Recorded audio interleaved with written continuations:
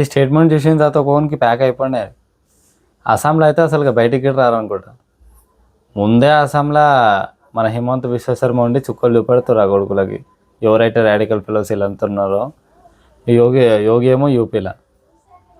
ఇది just imagine, వీళ్ళంతా అంటారు కదా లిబరల్స్ కానీ కొడుకులు అంట, మోడీ పోతే బీజేపీలో ఎవరున్నారు, ఏంది బీజేపీకి అంత సీన్ ఉందా, మోడీ పోతే అయిపోతుంది పని అని. అంత సీన్ లేదరా బాబు, ఆయననే చాలా టాలరెన్స్ మనిషి. వన్స్ ఆయన కానీ నాకెందుకని రిటైర్మెంట్ తీసుకుంటా, మంచి మంచి వాళ్ళు చాలామంది ఉన్నారు. అమిత్ షా ఉన్నాడు లైన్లో.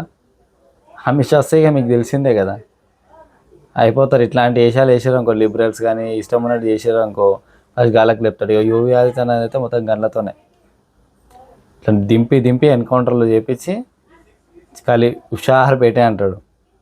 సెకండ్ మన Himanta Biswa Sarma shoot and side ఆడాడు డైరెక్ట్. మీరు ఎక్కువ అల్లర్లు చేస్తారు కదా, ఇప్పుడు గణేష్ పండుగ పండి రాళ్ళు గీళ్ళు వేస్తారా, ఖాళీ వేసారా అయిపోయింది మీ పని. ఇక ఖాళీ గన్నులు తీసుకొని షూట్ వేసిండు, కేసు గిట్టు ఉండు. ఏమనుకుంటారా మీరు? ఇంకా మీరు ప్రేయర్ చేయండి, మోడీ ఇంకా కొన్ని రోజులు ఉండాలి. వన్స్ వీళ్ళు వచ్చారు రంగంలోకి, ఇక మీ పని అయిపోయినట్టే. ఈ రాడికల్ ఫెలోలకి, సోకాల్ లిబరల్స్కి, ఈ యాంటీ నేషనల్స్కి, ఈ పాకిస్తాన్ కోసం ప్రేమించే దొంగ పుత్రులకి ఎందుకురా మీకు అసలు. ఇక రారు, మీరు అనుకున్న వాళ్ళు అయితే రారు, వీళ్ళే వస్తారు. ఇంకా మీకు ఉంటాయి తర్వాత. ఇప్పటికైనా మానుకోండి. జై హింద్ అంట.